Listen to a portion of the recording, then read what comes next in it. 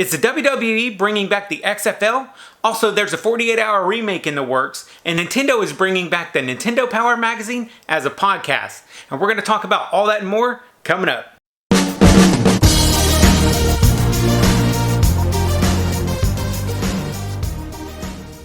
What up to my peoples? Welcome back to Retro Crunch, your nostalgia news show that's all about current pop culture, movies, music, and games that relates to all things 70s, 80s, and 90s. Today we're going to start off with some retro sporting news. Back in 1999, NBC and the WWE got together to create the most ridiculous experiment in football history called the XFL. It was a football league that was meant to compete with the NFL. It was an interesting idea, but it didn't last very long. Well, Mr. McMahon just self-funded a new entertainment group called Alpha Entertainment, and there's some real possibility that he may be bringing the XFL back. He also took control of 5 XFL-related trademarks from the WWE, and the WWE made this statement: Vince McMahon has established and is personally funding a separate entity from WWE, Alpha Entertainment, to explore investment opportunities across the sports and entertainment landscapes, including professional football. Mr. McMahon has nothing further to announce at this time. The key word here is including professional football. So it's entirely possible that Vince may be looking to right his failures by going another try at some type of football endeavor. There's really very little information other than the WWE statement, so it's too early to speculate if it's the XFL's real return. He could be buying the for sale Carolina Panthers for all we know. But if this idea is anything like the Bodybuilding Federation, the WWF restaurant, or he goes with the same XFL model from 1999, I'm not very optimistic. But good luck anyway, Vince. And then next up in retro gaming news, Nintendo's famous gaming news magazine, Nintendo Power, is being resurrected. Nintendo Power is a news and strategy magazine which was initially published in-house monthly by Nintendo of America and later independently. It started 29 years ago in 1988 and the last ever magazine was printed in December 2012. Well, it's being revived as a podcast, and the first podcast was just released yesterday. In their first episode yesterday, they talked about the Nintendo Switch and also Legend of Zelda Breath of the Wild. I'll link to the SoundCloud podcast down below so you guys can check it out.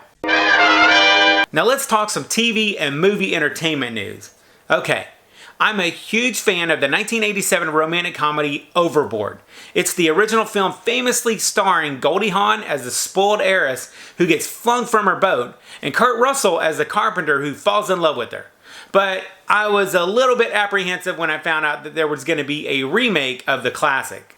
Anna Faris and Eugenio Derbez star in the upcoming remake of the 1987 romantic classic Overboard, but it looks like there's going to be a role reversal in this one. This remake follows Playboy Leonardo, who hails from a rich Mexican family. After falling off a yacht, he gets amnesia, and a single mom who has been previously scorned by Leonardo convinces him that they are a married couple.